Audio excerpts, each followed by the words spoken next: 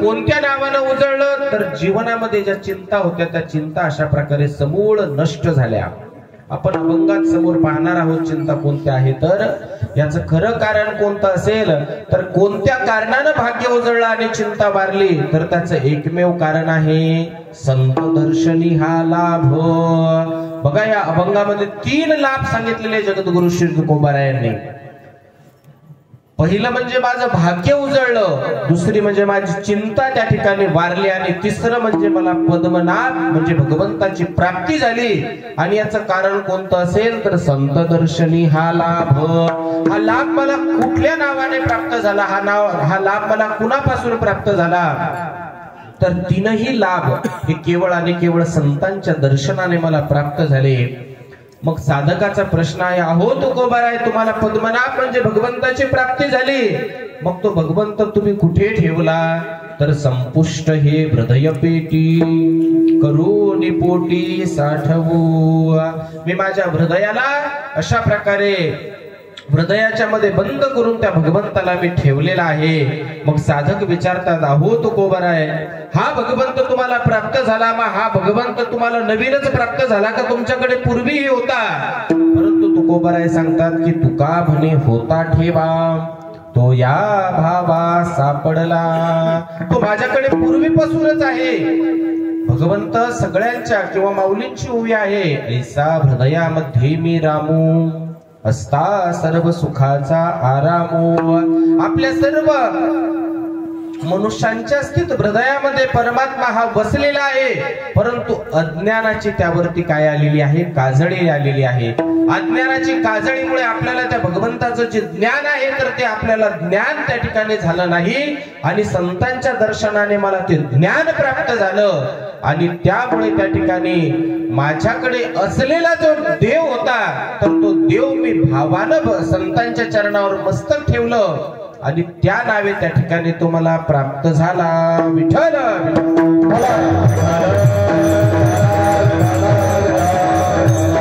सरळ सरळ साधा अभंगाचा भावार्थ तुमच्या समोर मी प्रतिपादित केला. बघा शास्त्र असं सांगतं, भक्तां यद संवदेत तत चतुर्विधम विभज्य संवदेत.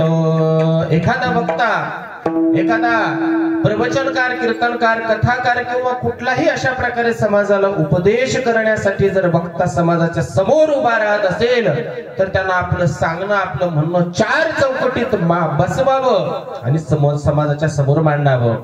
तर त्या 4 चौकटी शास्त्राने कुठल्या सांगितल्या बघा. प्रथमं प्रतिज्ञांश, द्वितीयं उपोद्घातम, तृतीयं प्रस्तावनांच, चतुर्थकं विशलीकरणम.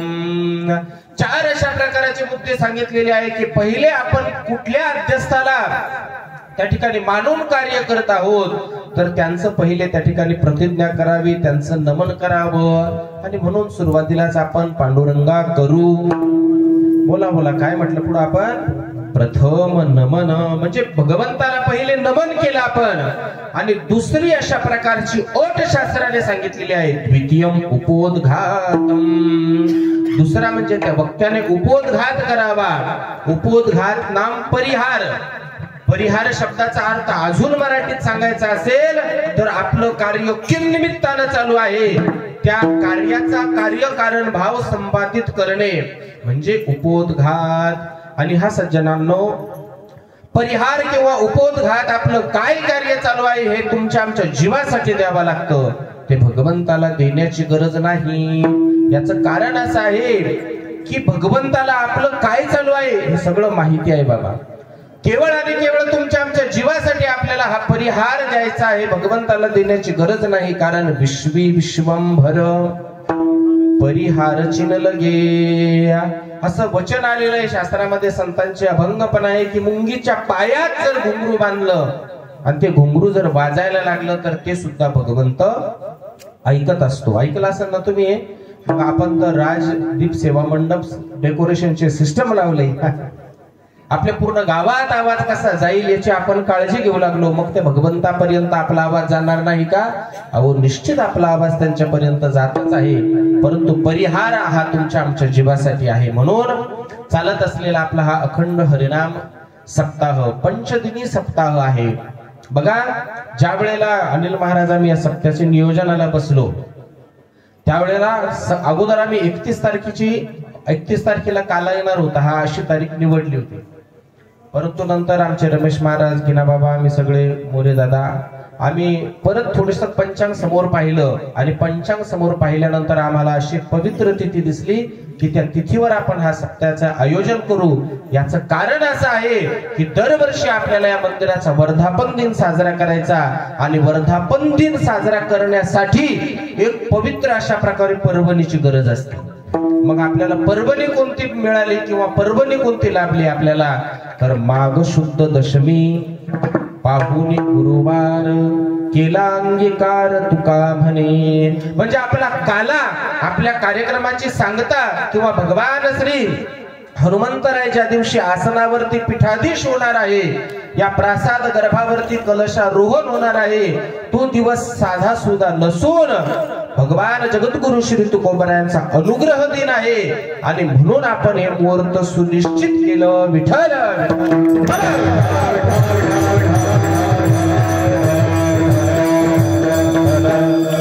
आणि बघता बघता तो काळ सुद्धा या ठिकाणी आतापर्यंत येऊन ठेपलेला आहे. सुंदर असं आयोजन या श्री क्षेत्र नळदमयंती, श्री क्षेत्र नळविहिरा या ग्रामस्थांनी सुंदर अशा प्रकारचं आयोजन केलं.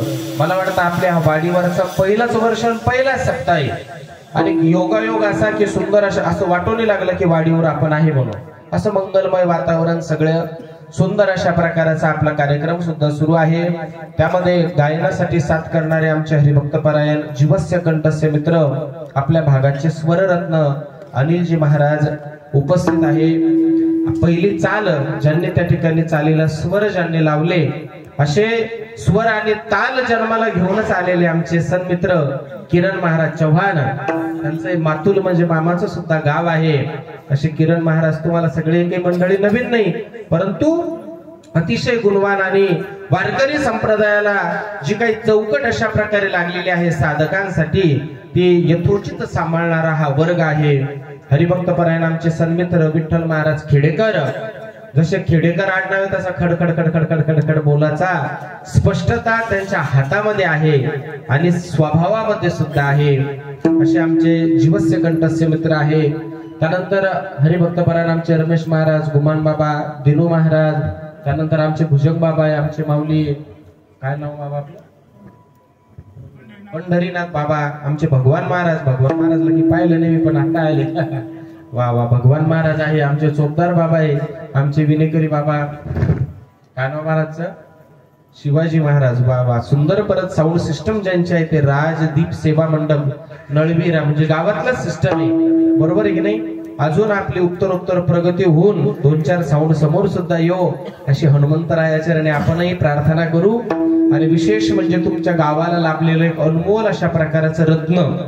बघा, काही काही गोष्टी अशा असतात पूर्वीच्या काळामध्ये, आता थोडासा काळ सुकाळ झाला, पण पूर्वीच्या काळामध्ये जर सप्त्याचं आयोजन करायचं असलं तर कुठे कीर्तनकार भेटत नव्हते, तर कधी गायक मिळत नव्हते, तर सिस्टमचा तर काही वांदाच होता. त्यानंतर कोणी गाणारे नव्हते, तर कोणी वाजवणारे नव्हते, तर कोणी काही नव्हतं. एक आहे एक नाही. परंतु गिनाबाबाच्या रूपानं आपल्या परिसराला आपण जर गिनाबाबाला बोलवलं तर सगळा विषय संपून जायचा. आमच्या तळेगावला तिकडे पण बाबांनी भरपूर कार्यक्रम केलेले आहे. गिनाबाबा म्हणजे असा माणूस आहे, एखाद्या वेळेला विठ्ठल महाराजला अर्जंट काम आलं, अर्जंट काम जर आलं आणि विठ्ठल महाराज जर अब्सेंट राहिले तर लगेच ती जागा त्या ठिकाणी ते घेऊ शकते. वेळ साजरा करणारा अशा प्रकारचा चौपट चिरा आहे गिनाबाबा म्हणजे.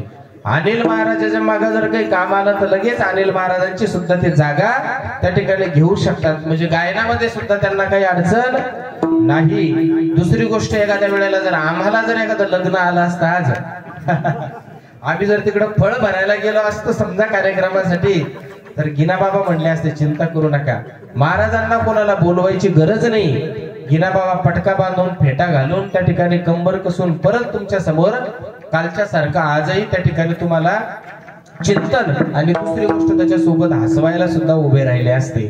अशा त्यांच्या पवित्र मुखारबिंदातून रामायण चालू आहे, रामकथा चालू आहे. त्यांनाही वंदन. आणि महत्वाचं म्हणजे हसतं बोलतं चालतं जिवंत ज्ञानेश्वरीचं जे व्यासपीठ आहे तर ज्ञानेश्वरीच याच रूपाने आपण ज्यांना पाहतो आपल्या तालुक्यातील, आपण जसं म्हणतो एखादा कीर्तनकार आहे असे ते पारायणाचार्य आहे, तो पारायण त्यांचे किती झाले असतील त्यांना सुद्धा माहित नसतील असे ज्ञानेश्वरीचे गाढे उपासक आहे. मी त्यांना एक दिवस एक ओवी विचारली, लगेच 2 मिनिटात ओवी सांगितली. पाठ नव्हती पण लगेच त्यांनी पेज गेज शोधून 2 मिनिटात फोटो टाकला. असे आमचे भाऊराव बाबा आहे, आमचे शंकर दादा आले, त्यानंतर आमचे मोरे दादा आहे, सगळे उपस्थित सर्वांच्या चरणावरती मी त्या ठिकाणी प्रणिपात करून गायलेल्या अभंगाला माझ्या बुद्धीप्रमाणे यथामतीप्रमाणे त्या ठिकाणी भाव देण्याचा प्रयत्न करतो. विठ्ठल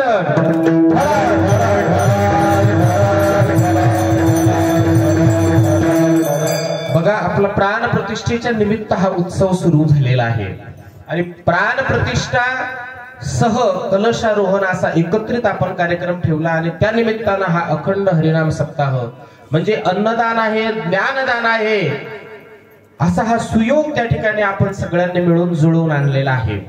मंदिर आपलं पहिलं होतच, परंतु आपण त्या ठिकाणी नवीन त्या ठिकाणी मूर्ती आणून जुन्या जी काही मूर्ती होती तर त्याचं त्यावेळेला तेजोत्तरण विधी करून नवीन अशा प्रकारची मूर्ती त्या प्रासाद गर्भामध्ये आपण उद्यापासून प्राणप्रतिष्ठेच्या कार्याला सुरुवात करणार आहोत. प्राणप्रतिष्ठा ही 2 वेगवेगळ्या प्रकाराची असते. एक प्रतिष्ठा असते चल प्रतिष्ठा आणि दुसरी असते अचल प्राणप्रतिष्ठा.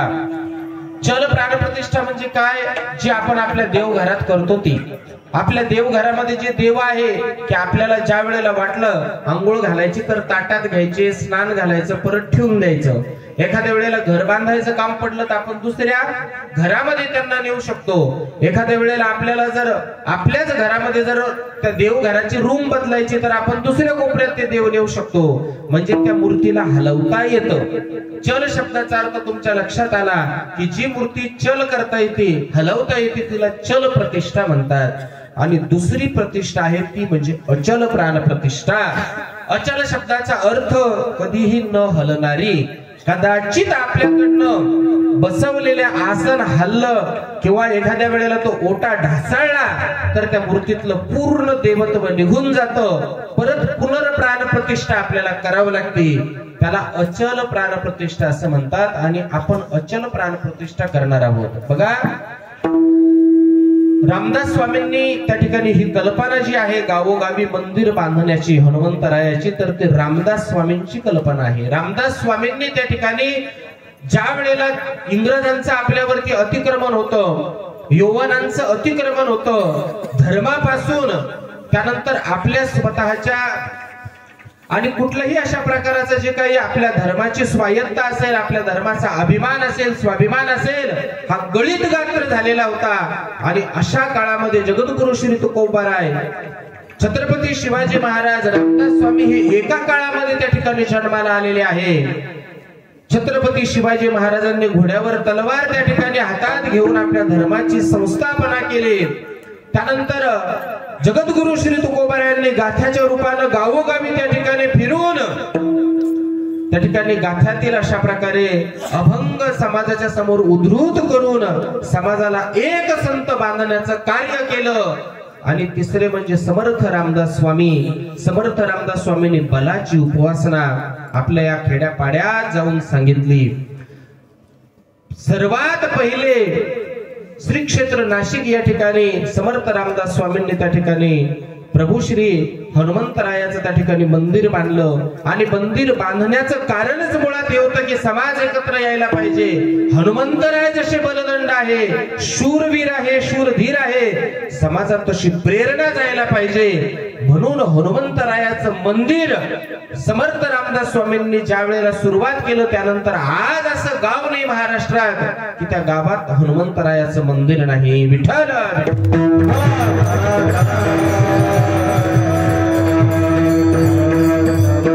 आणि त्या योगे त्या ठिकाणी आपणही हा कार्यक्रम होऊ घातलेला आहे. बघा, आपण म्हणतो की अनेक असे प्रमाण आहे की विठ्ठल जळी स्थळी भरला, रिता ठाव नाही उरला, की जळी स्थळी काष्टी पाशाने अग्नीत सगळीकडे भगवंत भरून उरलेला आहे. किंवा श्रुती माता सांगते तिथिर विष्णुस्तथा वारो नक्षत्रम विष्णुरेव च योगश्च करणं विष्णू सर्वं विष्णुमय जगत। हे जग कसं आहे तर सर्व विष्णुमय जग आहे। मग हे जर विष्णुमय जग असेल तर या पाषाणात सुद्धा मूर्ती अशा देवत्व आहे, मग प्रतिष्ठा आपल्याला करायची कशाची? तर याचं सरळ साधं सोपं उत्तर आहे, प्रतिष्ठा देवाची नाहीये, प्रतिष्ठा ही तत्वाची आहे। विठ्ठल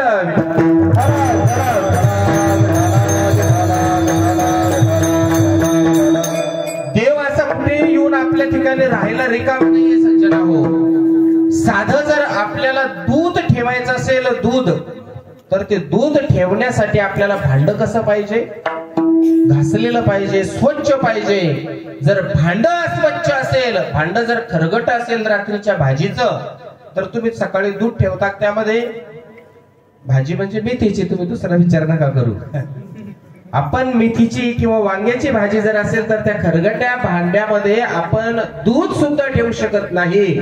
मग भगवंताला जर आपल्याला विराजमान करायचं असेल तर त्याला ती मूर्ती, त्याला ती जागा, त्याला ते विग्रह हा पवित्र नको का?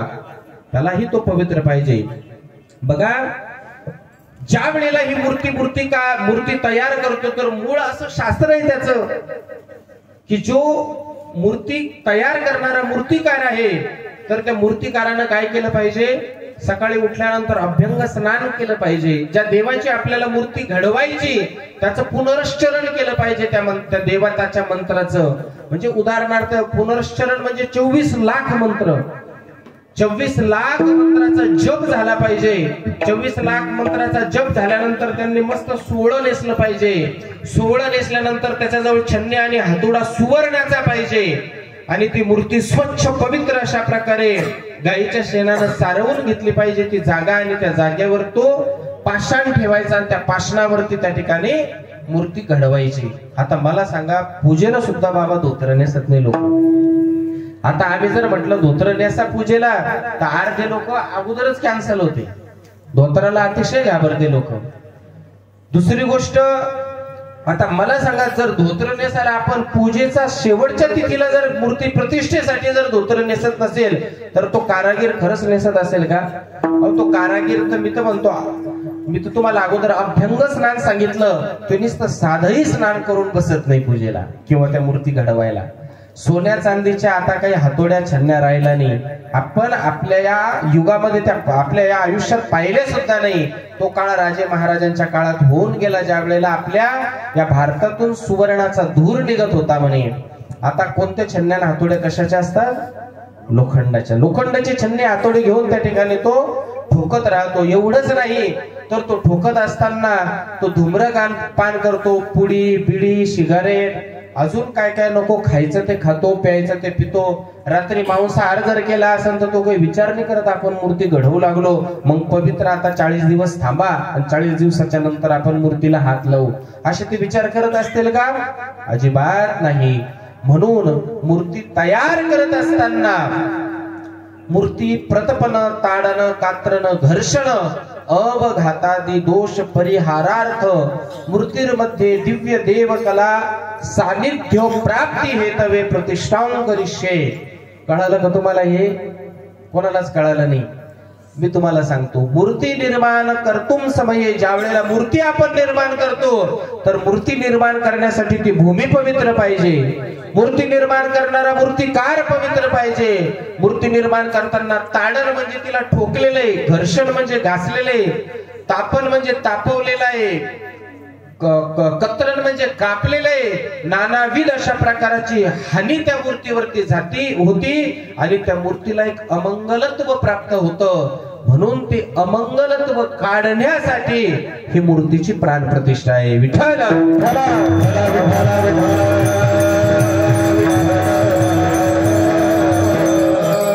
दुसरी गोष्ट म्हणजे मूर्तीची प्राण प्रतिष्ठा करत असताना आपल्याला केवळ आणि केवळ त्या देवाची प्रतिष्ठा नाही करायची, तर त्या देवाचे काही तत्व सांगितलेले शास्त्राने, ते तत्व म्हणजेच ती मूर्ती किंवा ती देवता आहे। उदाहरणार्थ तुकोबरायांचा गाथा, जर तुम्हाला तुकोबरायाचं दर्शन घेता नाही आलं तर गाथ्याचं दर्शन घेतलं म्हणजे तुकोबरायाचं दर्शन झालं। आपण जर ज्ञानेश्वरीचं दर्शन घेतलं तर ज्ञानेश्वरीचंच दर्शन म्हणजेच माऊली ज्ञानोबारायाचं दर्शन आहे. नाथ भागवताचं दर्शन घेतलं तर म्हणजे नाथरायाचं ते दर्शन आहे. तसे प्रत्येक देवतांचे तत्व आहे, त्याला शास्त्रामध्ये न्यास असं म्हणतात. तर त्या न्यासाची ती प्रतिष्ठा आहे. मग त्याच्यामध्ये तिथी वार योग करण नक्षत्र असे भिन्न भिन्न अशा प्रकारचे शास्त्रात सांगितलेले तत्वन्यास आहे. त्या न्यास त्या ठिकाणी त्या मूर्तीमध्ये आपल्याला स्थापन करावे लागतात. जर तुम्ही म्हणाल एवढं मोठं हे स्थापन करायचं, इतकं मोठं तुम्ही हे सांगू लागले, चालला आमच्या डोक्याच्या वर, आम्हाला काही हे लक्षात येत नाही. थोडक्यामध्ये एकच सांगायचं, मूर्तीचं मालिन्य आपल्याला नष्ट करून मूर्तीमध्ये दिव्य देवकला प्राप्ती करायची आहे. मुळात हे जे मंदिर आहे, हे मंदिर निर्माण करत असताना वेगवेगळ्या ठिकाणाची माती आलेली आहे, रेती आलेली आहे, वेगवेगळ्या ठिकाणावरून विटा या ठिकाणी आलेले आहे, स्थळ या ठिकाणी आलेले आहे. दुसरी गोष्ट, मंदिर ज्या जागेवर उभं राहिलं त्या जागेचा जन्म तुम्हाला आम्हाला माहित नाही कधीच आहे. म्हणून तुमचा आमचा जन्म आपण आजोबाचा सांगू शकतो, 5 वर्ष 50 वर्ष 200 वर्ष 500 वर्ष, परंतु अनादिकालापासून ही जमीन आहे, ही भूमी आहे. तर या भूमीवरती वृक्षच्छेदन झालेले आहे. या भूमीवर एखादी व्यक्ती वारलेली असेल, जाळलेली असेल, या जागेत पुरलेली असेल, जमिनीच्या आतमध्ये गाडलेली असेल, जिथे आपण माणसं गाडतो, जाळतो, पुरतो, त्या जागेला थोडक्यात आपण स्मशान म्हणतो. काय म्हणतो? स्मशान म्हणतो. मग हा जो प्राण प्रतिष्ठेचा यज्ञाचा जो आपला उत्सव आहे, मुळात हा उत्सव, मंदिर शब्दाचा अर्थ काय, तर मंदिर म्हणजे म म्हणजे मंगलता, ती म्हणजे दिव्यता आणि र म्हणजे रम्यता. थोडक्यामध्ये एक गोष्ट लक्षात ठेवा, या कार्यक्रमाचा मुख्य हेतू जर कोणता असेल तर हा स्मशान भूमीपासून मंगलता, दिव्यता आणि रम्यता याचा हा एक प्रवास आहे. विठ्ठल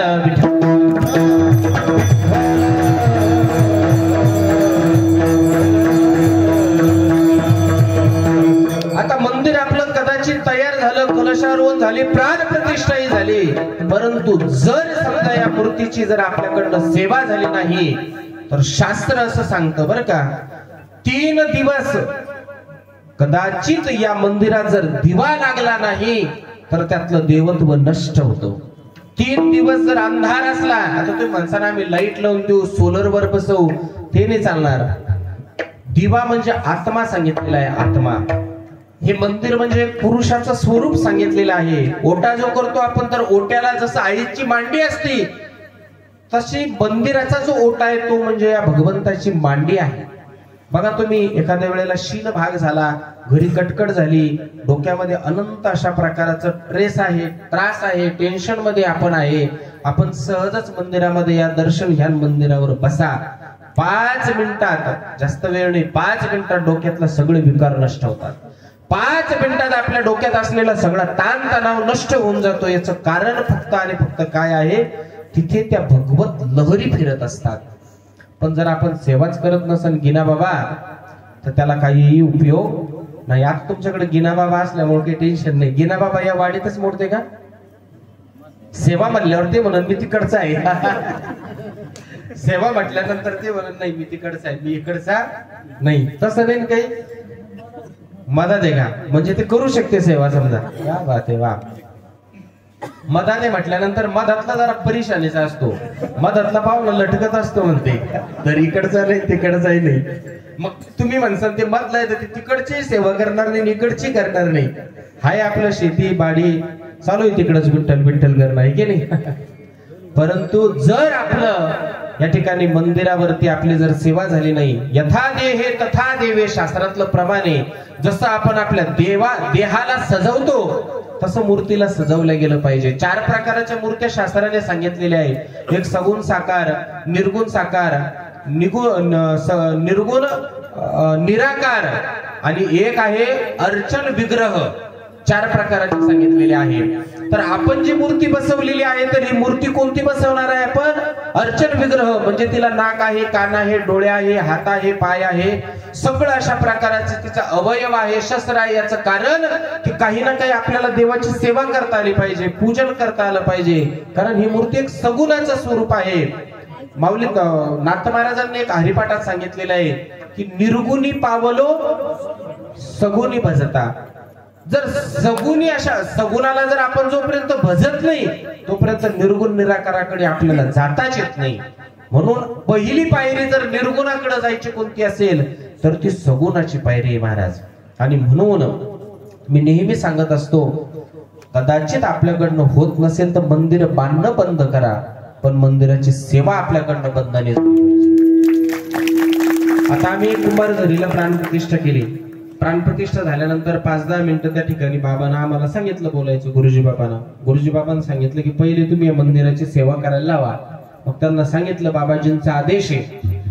मग त्यांना सांगितलं दररोज इथे पूजा झाली पाहिजे तर ते मंदिर आपलं आहे. दररोज इथे दिवा लागला पाहिजे. मी सांगितलं तुम्हाला दिवा म्हणजे आत्मा आहे देवाचा. दिवा लागला गेला पाहिजे आणि दररोज नाही त्रिकाल नाही द्विकाल पण कमीत कमी एक काल तरी नैवेद्य हा देवाला दिलाच गेला पाहिजे. जर आपल्याकडनं जर नैवेद्य देवाला जर विसरला, आपण देवाला जर नैवेद्य दिला नाही तर त्या ठिकाणी आपले जे पूर्वज वारलेले आहे तर त्या 42 पिढ्या त्या ठिकाणी उपवाशी राहतात. 42 पिढ्या त्या ठिकाणी आपल्या अधोगतीला येतात. म्हणून नैवेद्य हा देवाला दररोज दिला पाहिजे म्हणजे दिलाच पाहिजे. मग त्याची तुम्ही क्रमवार करू शकता. 15 दिवस यांनी, 15 दिवस त्यांनी, 15 दिवस त्यांनी, 15 दिवस त्यांनी, असा वेगवेगळा अशा प्रकारचा क्रम करून त्या ठिकाणी आपल्याला तो नैवेद्य द्यायचा आहे. विठ्ठल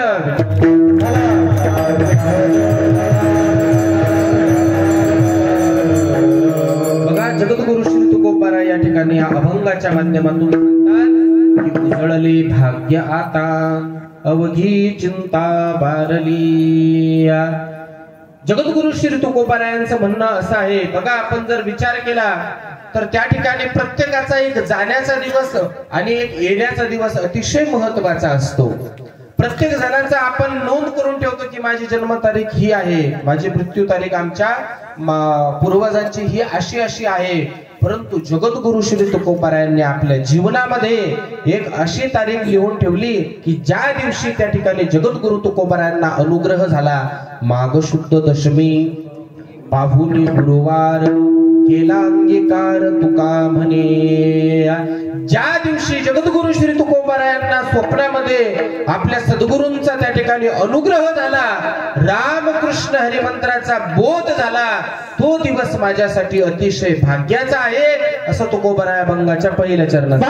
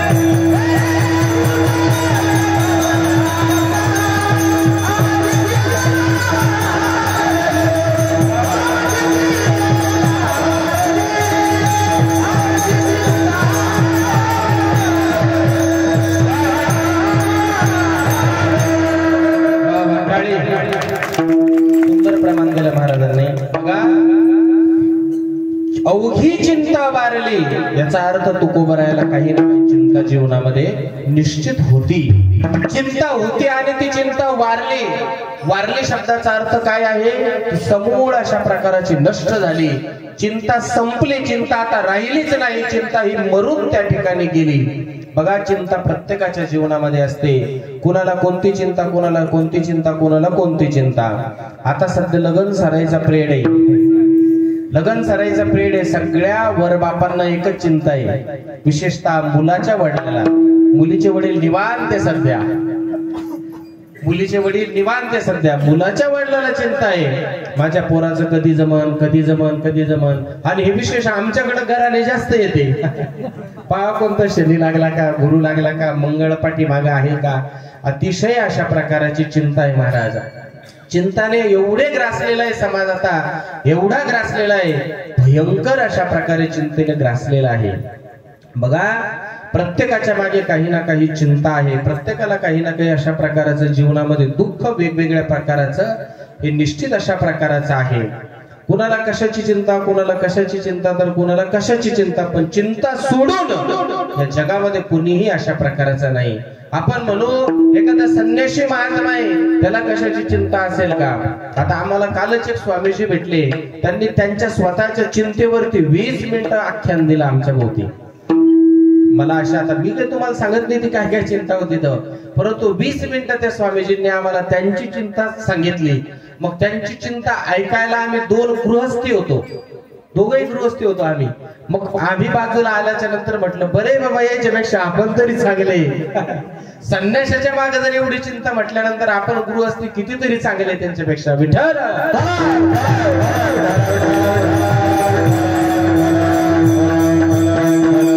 तुकोबरायाच्या जीवनामध्ये काय चिंता होती महाराज? तुकोबरायाला काय चिंता होती? तुकोबरायाला आपल्याला असं वाटतं त्यांच्या मुलीच्या लग्नाची चिंता होती का, मुलाच्या लग्नाची चिंता होती? अजिबात नाही. तुकोबरायाला चिंता होती, कही ऐसी दशा येईल माझे अंगा, की माझ्या जीवनामध्ये असा कोणता दिवस येईल की त्या दिवशी मला भगवंताची प्राप्ती होईल, भगवंताची भेट होईल, भगवंताची ओढ अशा प्रकारे मला प्राप्त होईल, भगवंताचं दर्शन त्या ठिकाणी मला प्राप्त होईल. कै मी उद्धार पावे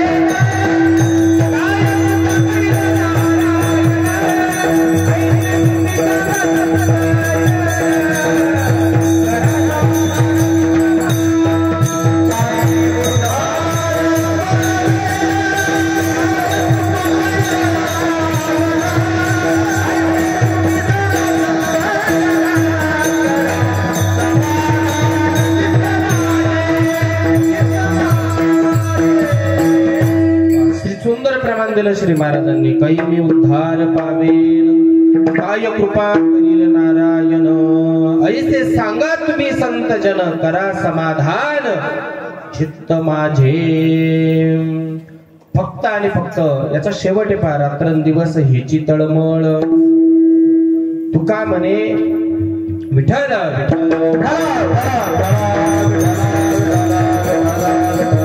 ऐसी चिंता करी सदा सर्व काळ, रात्रंदिवस ह्याची तळमळ. तुका म्हणे आपुले बळ न पावे निश्चयसी. तुकोबरायांचा ज्ञानोबरायाकडे, त्यानंतर माऊलीकडे, नामदेवरायाकडे हात जोडून असे ते विनंती करताय की माझ्या जीवनामध्ये माझ्याजवळ एवढं बळ नाही, भगवंताची प्राप्ती करण्यासाठी माझ्याकडे तेवढं सामर्थ्य नाही. न फळ पावे निश्चयसी, माझ्या जीवनामध्ये तेवढी साधना नाही. मला ही एक आणि एकमेव अशी चिंता आहे की मला केवळ आणि केवळ भगवंताची प्राप्ती व्हायला पाहिजे. पण आपल्या चिंता त्या ठिकाणी वेगळ्या आहे. बघा, एखादा मुलगा जन्माला आला तर जन्माला आल्याच त्या ठिकाणी वेगवेगळ्या प्रकारच्या चिंता आपल्याला ग्रासतात. श्रीमद भागवतातला आपण एक उदाहरण बघू. ज्या वेळेला श्रीमद भागवतामध्ये गोकर्ण आख्यान एक सुंदर अशा प्रकारचं आख्यान आलेलं आहे.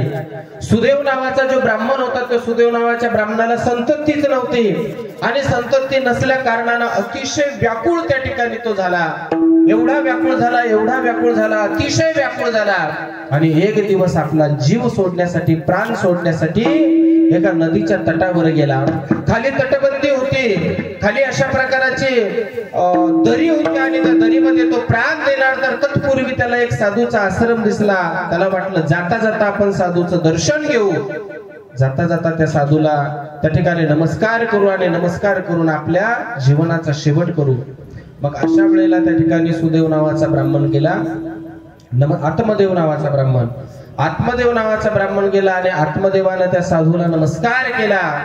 नमस्कार केल्यानंतर त्यावेळेला त्या ठिकाणी साधूने लगेच ओळखलं. त्याच्या चेहऱ्यावरती त्या ठिकाणी अतिशय चिंताग्रस्त होता, अतिशय दुःखित त्याचा चेहरा होता. विचारलं, काय बाबा काय झालं, का कष्टी आहेस तू, तुला काय अशा प्रकारची चिंता आहे, काय दुःख आहे तुझ्या जीवनामध्ये, म्हणजे जेणेकरून तू इतका सद्गतीत झाला, नेत्र ढिले झाले, अश्रू अशा प्रकारे आणि चेहऱ्यावरतून वाहत आहे. त्यावेळेला त्या ठिकाणी हात जोडून आत्मदेवाने सांगितलं, मला संतती नाही, मला मुलबाळ नाही आणि माझ्या नंतर मला पिंडदान देणारा कोणी माझ्या वंशाचा दिवा नाही, मला तिलांजली देणारा कोणी नाही आणि मला मुलबाळ अशा प्रकारे नसल्यामुळं मी अतिशय विव्हळ झालो आणि मला आता मी या ठिकाणी जीव द्यायला चाललो.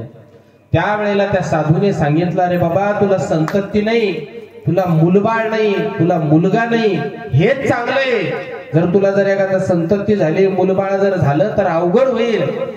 त्यावेळेला त्या ठिकाणी तो आत्मदेव सांगू लागला, बाकीचं व्याख्यान देऊ नका, तुमच्याकडून जर होत असेल तर संततीसाठी मला काहीतरी उपाय सांगा. परंतु त्यावेळेला त्या ठिकाणी त्या साधूने त्याचं सर्व अशा प्रकाराचं भविष्य पाहिलं आणि भविष्य पाहिल्यानंतर सांगितलं, तुला या जन्मात काय, पुढच्या 10 जन्मात सुद्धा संतती होणार नाही. मग त्यावेळेला तो ब्राह्मण अतिशय अजून सद्गतीत झाला. मग तो म्हणाला, आता मग जगूनच फायदा नाही, आताच नाही काय पुढेही होणार नाही म्हटल्यानंतर माझं जीवन संपवलेलंच बरं. परंतु त्यावेळेला त्या ब्राह्मणाने त्या साधूचा हात पकडला. तुम्ही केलेली साधना सांगा, तुम्ही केलेली सेवा सांगा, याच्या काहीतरी बळाच्या सामर्थ्यावर काहीतरी त्या ठिकाणी मला देण्याचा प्रयत्न करा. विनवणी केली, हात जोडली, प्रार्थना केली. साधूला त्याची दया आली. एवढा प्रगांड पंडित विद्वान ब्राह्मण आणि आज मायेच्या त्या ठिकाणी आहारी गेला. एक फळ दिलं, हे फळ तुझ्या सौभाग्यवतीला खायला लाव म्हणे. ते फळ घेऊन आणि आत्मदेव घरी गेला आणि आत्मदेवाने ते फळ आपल्या सौभाग्यवतीला सगळा वृत्तांत सांगितला. आता या बया अशा असतात की त्या बया या बाईला